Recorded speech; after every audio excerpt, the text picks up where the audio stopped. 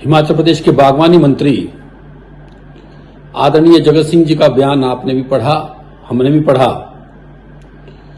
जिसपे वो भारतीय जनता पार्टी पर आरोप लगा रहे हैं कि अघोषित इमरजेंसी का दौर इस देश में चल रहा है।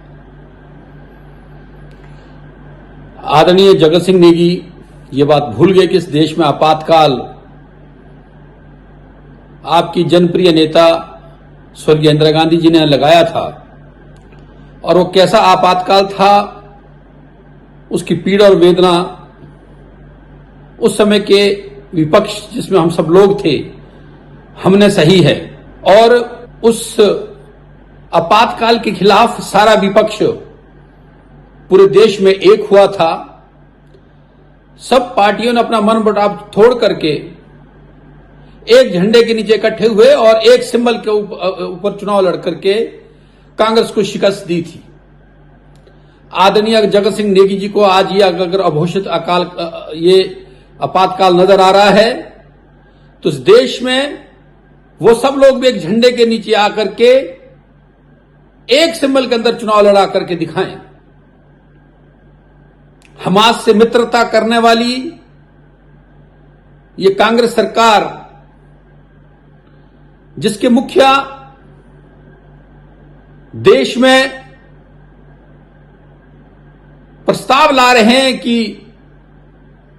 हमास का समर्थन करना चाहिए। हमास वो लोग हैं जो कश्मीर में टेररिज्म को सपोर्ट करते हैं, देश में टेररिज्म को सपोर्ट करते हैं। इस देश में आदरणीय जगत सिंह जी स्पष्ट करो कि क्या आप टेररिज्म को सपोर्ट करने वाले, हमास को सपोर्ट करने वाली पार्टी हैं? आप बात जो है आपातकाल की करते हैं। फिर आप अन्य आरोप लगाया कि भारतीय जनता पार्टी की सरकार ईडी और सीबीआई को पीछे लगा रही है उनके।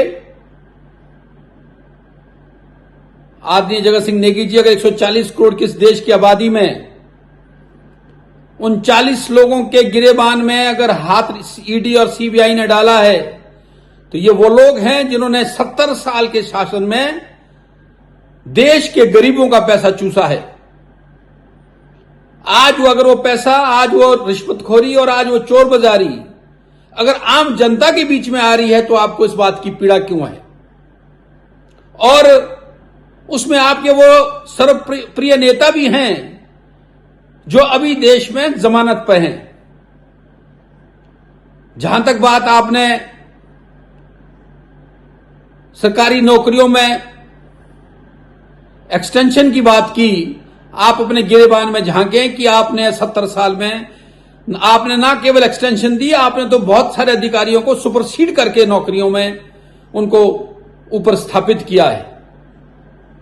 बड़े दुख और खेद का विषय है कि आप इस तरह के हल्के बयान दे करके अपने मंत्री पद की गरिमा को भी खराब करते हैं। और मैं चुनौती देता हूं आपको कि अगर आपको इस देश में यह आपातकाल नजर आ रहा है, यह इमरजेंसी नजर आ रही है, तो फिर से कह रहा हूं कि सब विपक्ष जिस तरह से 77 में हम लोग एक झंडे के नीचे आकर के एक सिंबल से चुनाव लड़े थे, आप भी एक सिंबल के नीचे आकर के चुनाव लड़ करके दिखाओ।